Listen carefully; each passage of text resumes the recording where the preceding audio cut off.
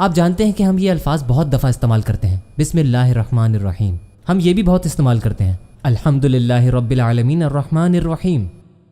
ہم یہ الفاظ استعمال تو بہت کرتے ہیں، لیکن کوئی مجھے بتائے گا کہ اس کا مطلب کیا ہے؟ الرحمن، رحم کرنے والا، کچھ لوگ اس کا مطلب مہربان بھی لیتے ہیں، کچھ لوگ ہمدرد کہتے ہیں۔ مہربان، کبھی کسی نے اپنی بات چیت کے اندر مہربان کا لفظ استعمال کیا ہے؟ بالکل کیا ہوگا۔ مہربان لفظ بہت لوگ استعمال کرتے ہیں۔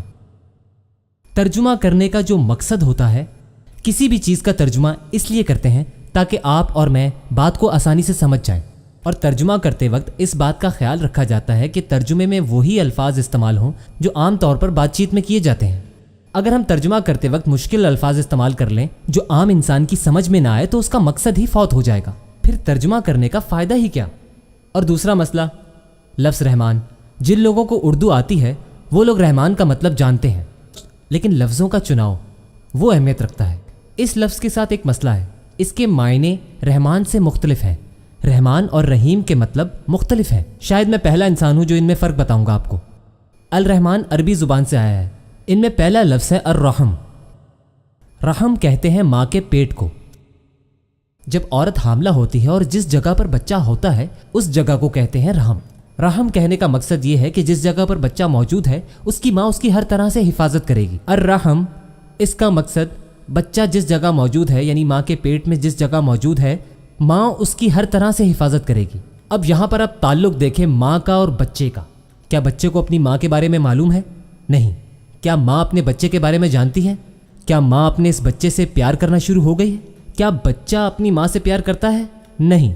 کیا ماں اپنے بچے کا خیال رکھنا شروع ہو گئی ہے؟ بالکل، پورے طریقے سے۔ پوری دنیا میں جب بھی کہیں بچہ پیدا ہوتا ہے یا ماں حاملہ ہوتی ہے تو وہ پوری طرح سے اپنے بچے کی حفاظت کرنا شروع کر دیتی ہے۔ اس کا خیال اس کی ماں رکھتی ہے، اور اس بچے کو اس بات کا معلوم بھی نہیں ہوتا۔ اسے اس بات کا معلوم ہی نہیں کہ اس کی ماں اس سے کتنا پیار کرتی ہے اور اس کے لیے کیا کیا کر رہی ہے۔ ہر خطرے سے اسے بچا رہی ہے، ہر روز ہر لمحہ ایسا کرتی ہے۔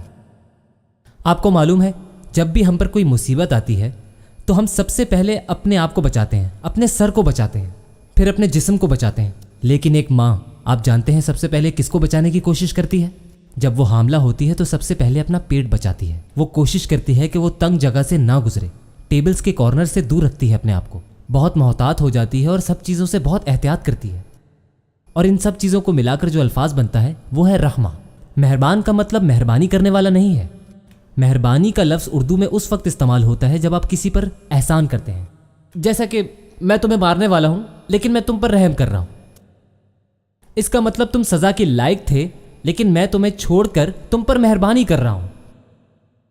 یہ بھی ہو سکتا ہے ایک پولیس والا آپ کی گاڑی کو روکے اور آپ سے کہے کہ سنو، تم گاڑی اتنی تیز کیوں چلا رہے تھے؟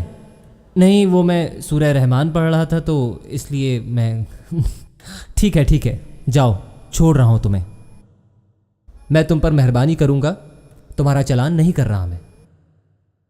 میری یہ بات سن کر آپ ایسا کر مت دیجیے گا۔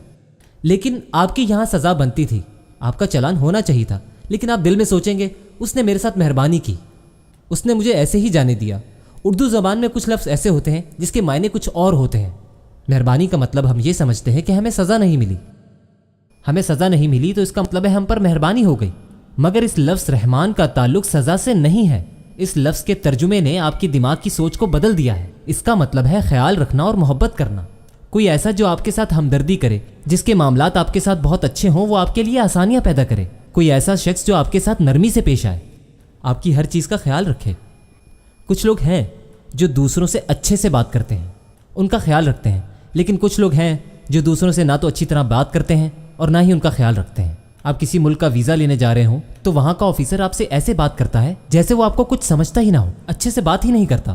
لیکن جس کے پاس رحمان ہوگا وہ آپ سے اچھے سے بات کرے گا۔ جو آپ کے لیے کر سکتا ہوں کروں گا۔ آپ کو خود معلوم ہو جائے گا کہ وہ آپ کا کتنا خیال رکھ رہا ہے۔ آپ حج کرنے کے لیے جا رہے ہیں اور اس کو آپ کی بہت فکر ہے، وہ آپ سے نرمی سے بات کرے گا۔ اسے کہتے ہیں رحمان۔ جب اللہ آپ سے کہتا ہے کہ میں رحمان ہوں تو اس کا مطلب وہ آپ سے محبت کرتا ہے۔ وہ یہ کہتا ہے کہ میں تمہاری بہت فکر کرتا ہوں۔ وہ یہ بات جانتا ہے کہ تمہارے ساتھ نرمی کرنی چاہیے اور تمہارا خیال رکھنا چاہیے۔ اور بے شک اللہ تمہاری ہر پریشانی، ہر تکلیف کا خیال رکھنے والا ہے۔